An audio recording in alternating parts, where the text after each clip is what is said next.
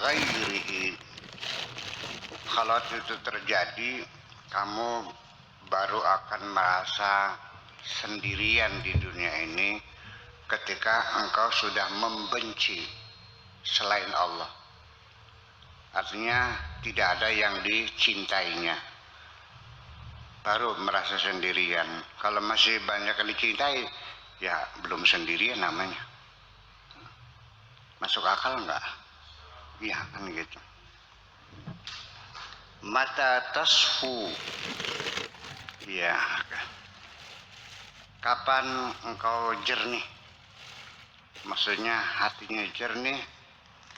Hatta tarasafa wa ahlahu, baru engkau melihat kejernihan dan baru engkau bisa melihat orang-orang yang hatinya jernih.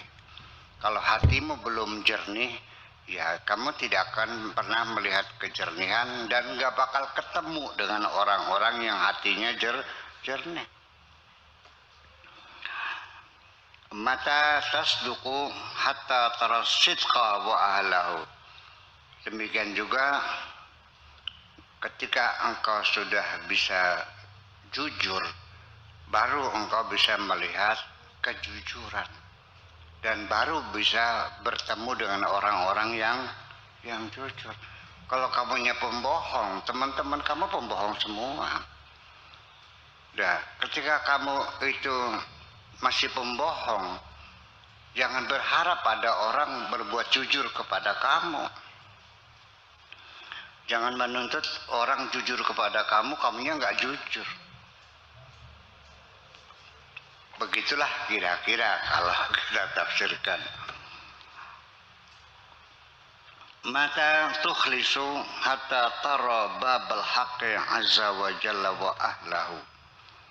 Ketika kamu sudah bisa ikhlas, baru kamu akan bisa melihat pintu Tuhan wa ahlahu dan orang-orang yang sudah loyal kepada Tuhan.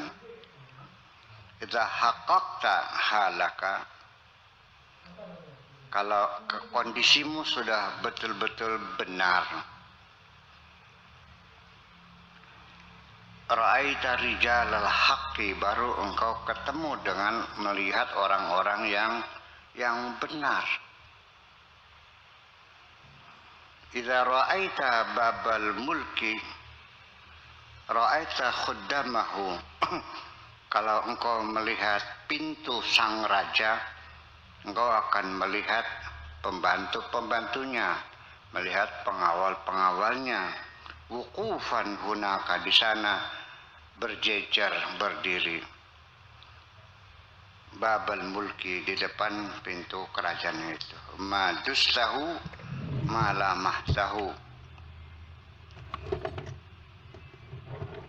Apa yang engkau selipkan tidak dapat kamu perhatikan.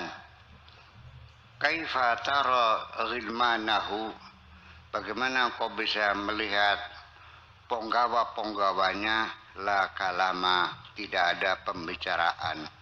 Hatta tarallaha, sampai engkau bisa melihat Allah. Hina idzin taral ghilman, baru ketika itu bisa melihat penggawa-penggawanya, prajurit-prajuritnya. La kalama, tidak ada pembicaraan. Hatta Allah azza wa jalla, ya, fahina idzin, maka ketika itulah tara sidqan, akan melihat, engkau akan melihat satu kebenaran. Wa qad ra'aita hunaka sidqa, di sana engkau melihat kebenaran. Ya, yuhammiluka wa yuqaddimuka, yang akan menuntun kamu dan yang akan membawa kamu.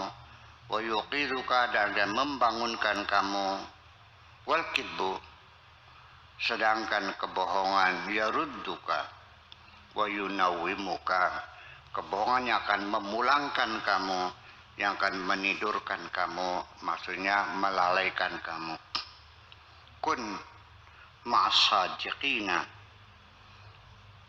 jadilah engkau bersama orang-orang yang jujur.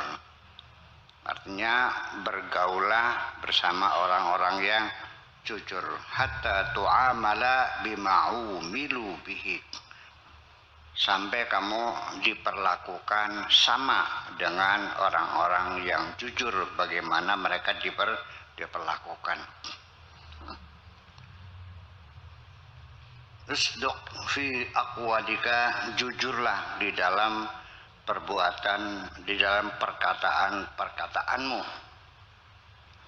Wa af'alika, dan perbuatan-perbuatanmu. Wasbir fi jami ahwalika, dan bersabarlah dalam segala kondisi. Semuanya selalu bersabar. Jujur dalam berkata dan jujur dalam berbuat. Ikhlas berkata, ikhlas berbuat. Perbuatan juga ada bohongnya, ada jujurnya. Jadi bohong dan jujur bukan perkataan, perbuatan juga sama, ada jujurnya, ada bohongnya. As-sidqu huwa tauhid wal ikhlas wat tawakkul.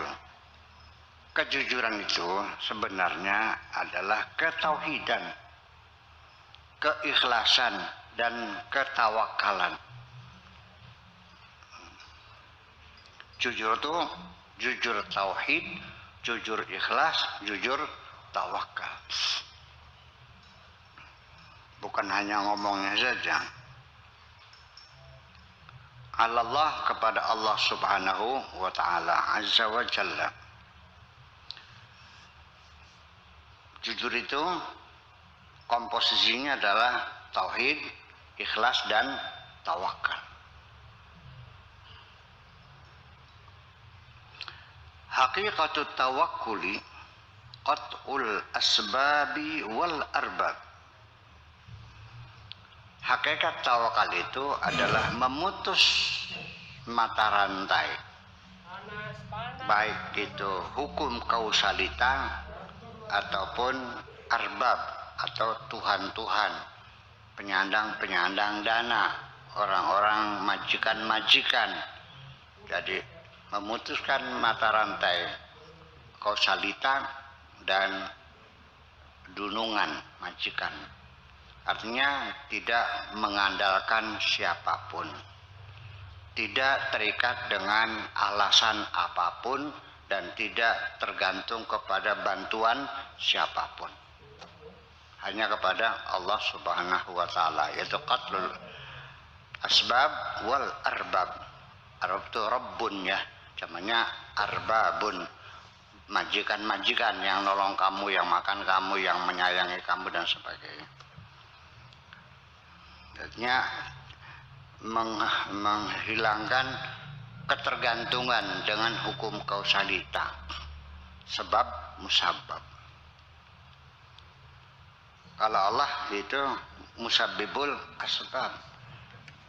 Begini, orang kadang-kadang ketika minta sama Allah, pikiran kita mengingat Allah dengan hukum kausalita.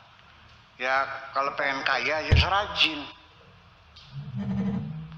harus rajin bekerja.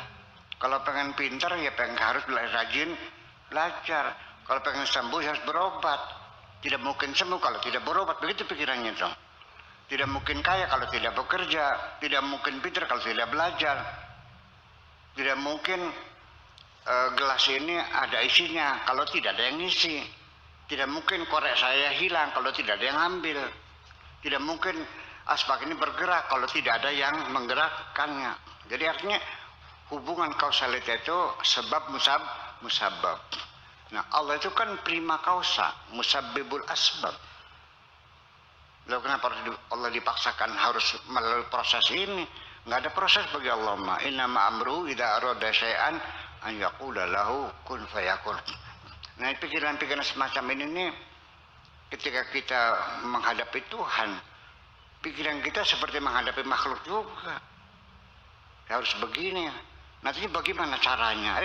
Allah jangan cara bagaimana caranya, nggak sering urusan. Minta kaya bilang aja, ya Allah saya minta kaya. Bagaimana caranya terserah engkau lah.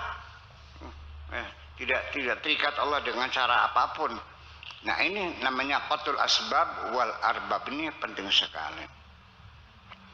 Artinya tidak ada seorang pun yang kamu andalkan yang akan menolong kamu ini.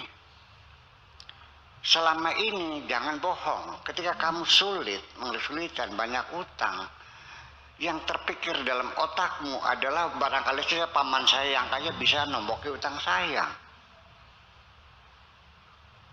Ya kan begitu. Ketika kamu punya kasus, kamu mencari teman yang jadi polisi, mencari pertolongan sesama manusia. Kan begitu persoalannya. Nah, kalau sudah gagal semua, baru minta tolongin sama Allah. Kemana perginya? Sunan Gunung Jati. Baru puasa di sana. Seperti itu. Ya, itu itu ya syukurlah. Yang ada masalah. Ya. Lalu wal khuruj min